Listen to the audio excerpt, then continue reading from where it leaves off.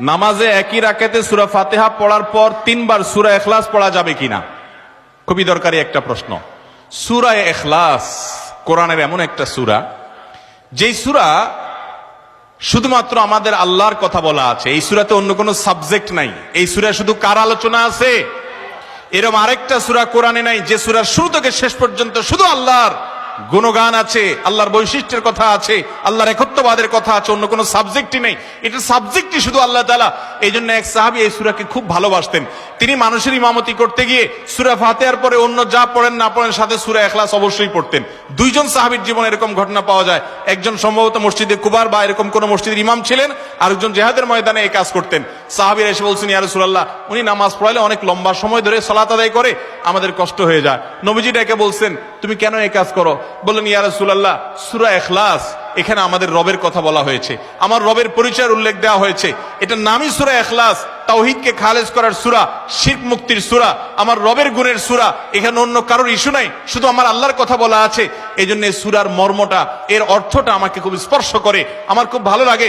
এই জন্য সূরা ফাতিহার পরে অন্য যা পড়ি না পড়ি, অতিরিক্ত সূরা হিসাবে, সূরা মিলার অংশ হিসাবে সূরা ফাতিহাটা আমি অবশ্যই পড়ি। নবী করিম সাল্লাল্লাহু আলাইহি সাল্লাম বলেছেন, এই সূরার ভালোবাসায় তোমাকে জান্নাতে নিয়ে যাবে। এই জন্য ভাই দেখবেন সকাল সন্ধ্যায় সূরা ইখলাস, সূরা ফালাক, সূরা নাস 3 বার, সকাল সন্ধ্যার পাশাপাশি 5 ওয়াক্ত সালাতের পরে একবার, রাতের শোয়ার সময় আবার 3 বার, মানে সূরা ইখলাস এতবার পড়ার আল্লাহ তাআলা ওজিফা করে দিয়েছেন।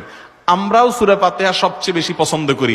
এই মজলিসে যত লোক আছেন, আমার বিশ্বাস বেশিরভাগ মানুষ সূরা ইখলাসকে মহব্বত করেন, তবে সেটা ওই সাহাবীর মহব্বত করে না, নামাজ শর্ট করার জন্য। ঠিক না?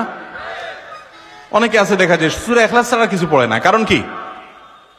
আয়তনে নামাজটা তাড়াতাড়ি শেষ করার জন্য।